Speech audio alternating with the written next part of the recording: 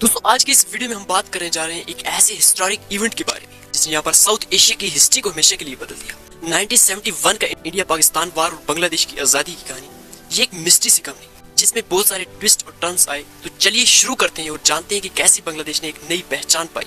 1971 का इंडिया पाकिस्तान वार सिर्फ एक नॉर्मल वार नहीं, एक ऐसी स्ट्रगल का हिस्सा था जहाँ पर बंगाली लोगों ने अपनी आइडेंटिटी और आजादी के लिए लड़ाई लड़ी। ये कहानी शुरू होती है 1947 के पार्टीशन से, जब इंडिया और पाकिस्तान दो अलग अलग मुल्क बन गए। तब पाकिस्तान दो पार्ट्स में डिवाइड हुआ, वेस्ट पाकिस्तान और ईस्ट पाकिस्तान, जो आज बांग्लादेश है। पर दोस्तों यहाँ पर दोनों पार्ट्स के बीच बहुत डिफरेंस थी, यहाँ पर कल्चरल, लिंग्विस्टिक और पॉलिटिकल। अगर इसी के साथ साथ बात की जाए दोस्तों, 1947 से लेकर 1971 के बीच ईस्ट पाकिस्तान के लोगों ने बहुत से सफर किया। इकोनॉमिक एक्सप्लॉयटेशन और पॉलिटिकल मार्जिनलाइजेशन का कारण उनकी जिंदगी मुश्किल हो गई थी। बंगाली लोगों को सेकंड क्लास सिटीजन्स यहाँ पर ट्रीट किया जा रहा था। इसका सबसे बड़ा एग्जांपल 1971 के इलेक्शंस में देखने को मिला।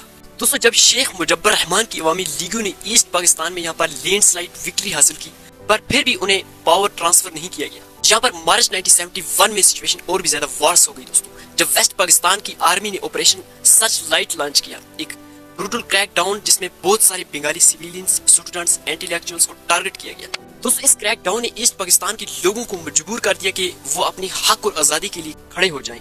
शेख मुजब्बर रहमान ने 26 मार्च 1971 को बांग्लादेश की इंडिपेंडेंस यहाँ पर डिक्लेयर की। दोस्तों आप बात करते हैं इंडिया के रोल की। ईस्ट पाकिस्तान से लाखों बंगाली रिफ्यूजीज इंडिया आ रहे थे यहाँ पर, जिसने इंडिया की इकोनॉमी और सोशल प्रेशर यहाँ पर जिसकी वजह से बढ़ रहा था। इंडिया की प्राइम मिनिस्टर जो उस टाइम थी इंदिरा गांधी, उन्होंने इस इशू को इंटरनेशनल फॉर्म पे उठाया और ईस्ट पाकिस्तान के लोगों की मदद का डिसीजन लिया। जहाँ पर इंडिया आर्मी ने मुक्ति बेनी बंगाली फ्रीडम फाइटर्स के साथ मिलकर मिलिट्री ऑपरेशन स्टार्ट किया। जहाँ पर 3 दिसंबर 1971 को पाकिस्तान ने इंडिया के एयर बेस पर अटैक किया, जिससे यहाँ पर इंडो पाकिस्तान वार ऑफिशियली स्टार्ट हो गया। दोस्तों 13 दिन तक चलने वाले इस वार में इंडिया आर्मी ने हर फ्रंट पे डोमिनेट किया। ये वार मिलिट्री स्ट्रेटेजी और ब्रेवरी का एक अमेजिंग एग्जाम्पल था। 16 दिसंबर 1971 को पाकिस्तानी फोर्सेस ने ढाका में सरेंडर किया और बांग्लादेश एक फ्री नेशन बन गया। दोस्तों यहाँ पर बांग्लादेश की आजादी एक नई सुबह थी, पर स्ट्रगल्स अभी भी खत्म नहीं हुई थी।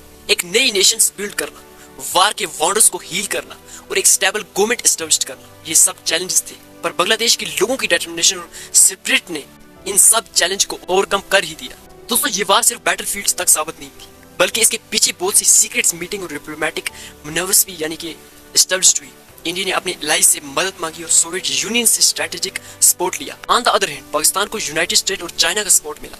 ये कोल्ड वार एक ईरा का सिग्निफिकेंट स्टेप था, जहां सुपर पावर्स अपनी इन्फ्लुएंस दिखाने की कोशिश कर रहे थे। दोस्तों यहाँ पर मुक्ति बेनी के रोल की बात की जाए दोस्तों, इस वार में बहुत क्रूकल था।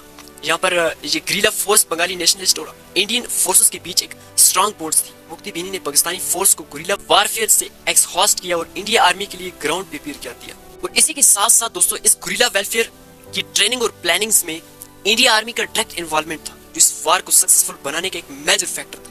इंडिया ने यहाँ पर दिसंबर 4, 1971 को ऑपरेशन ट्रिडेंट लॉन्च किया, और जो कि नेवल अटैक था कराची पोर्ट पे। दोस्तों इस सारी की सारी हिस्ट्री में जो सबसे मेन पॉइंट है ऑपरेशन जैकपॉट, एक बहुत ही इंपॉर्टेंट ऑपरेशन था जो मुक्ति बेनी ने एक्सिक्यूट किया था। ये ऑपरेशन स्ट्रेटेजिक इंस्टॉलेशन और पाकिस्तानी नेवी की शिप्स को टारगेट करने के लिए डिजाइन किया गया था। ये एक कोऑर्डिनेटेड अटैक था जो 15 अगस्त 1971 को लॉन्च हुआ था।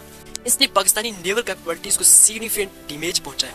16 दिसंबर 1971 का दिन हिस्ट्री में एक सिग्निफिकेंट डेथ के रूप में माना जाता है दोस्तों, जब लेफ्टिनेंट जनरल ए के नाजी ने ढाका में यानी कि इंडिया की मुक्ति बेनी फोर्सेस के सामने सरेंडर किया। इस सरेंडर सेरेमनी को बहुत सी फोटोग्राफ्स और फुटेज ने इमोर्टलाइज किया, जो आज भी देखी जा सकती है। दोस्तों ये मूवमेंट सिर्फ एक मिलिट्री विक्ट्री नहीं था, बल्कि एक नई शुरुआत का प्लानिंग था। जहाँ पर बांग्लादेश की आजादी के बीच चैलेंजेस अभी भी खत्म नहीं हुए। 1971 में शेख मुजब्बर रहमान की एसिनेशन ने बांग्लादेश को एक मेजर पॉलिटिकल ट्रिमोल में डाल दिया, लेकिन बंगाली लोगों की रेजिलेंस और डिटरमिनेशन ने बांग्लादेश को आज एक स्टेबल और प्रोग्रेसिव नेशन बनाया है। दोस्तों इस वार में इंटेलिजेंस एजेंसीज का रोल बहुत ही ज्यादा सिग्निफिकेंट रहा। RAW रिसर्च एनालिसिस विंग्स को, जो कि इंडिया की प्राइमरी एक्सटर्नल इंटेलिजेंस एजेंसी है, इसने बहुत क्रूकल रोल प्ले किया।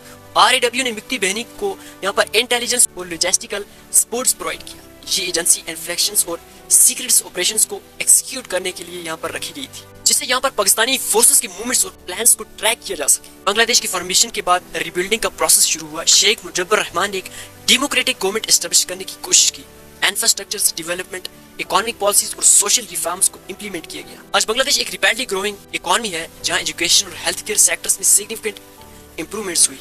इस वार का ह्यूमन कॉस्ट भी बहुत ही हाई था, एस्टिमेटेड 3 मिलियन लोग मारे गए थे और मिलियंस ऑफ लोग यहाँ पर डिस्प्लेस्ड हो गए थे। ये वार हमें ये सिखाती है कि आज़ादी और पीस की कीमत बहुत ही ज़्यादा हाई होती है, बहुत ही ज़्यादा इंपॉर्टेंट होती है। आज भी ये मेमोरीज पूरे वर्ल्ड के दिलों में जिंदा है। ये कहानी हमेशा हमें रिमाइंड करती है उनकी सैक्रिफाइस और स्ट्रगल्स की। दोस्तों ये थी कहानी 1971 के इंडिया पाकिस्तान और बांग्लादेश की आज़ादी की। इस कहानी में हमें ब्रेवरी, रेजिलेंस और ह्यूमन स्पिरिट्स का एक अनपैरेलल्ड एग्जांपल देखने को मिला था। ये सिर्फ एक मिलिट्री बैटल नहीं था बल्कि एक क्रूकल और सोशल रिवॉल्यूशंस भी था।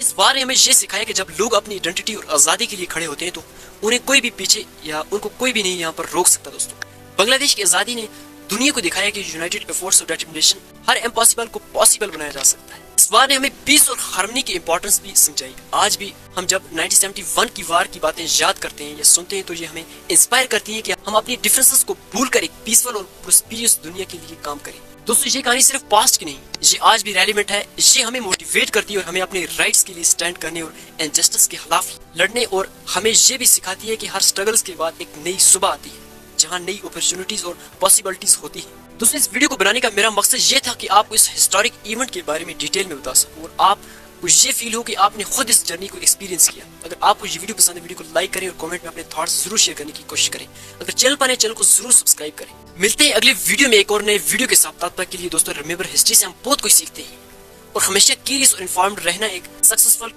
लाइफ की चाबी है। तब तक के लिए goodbye, take care and bye bye.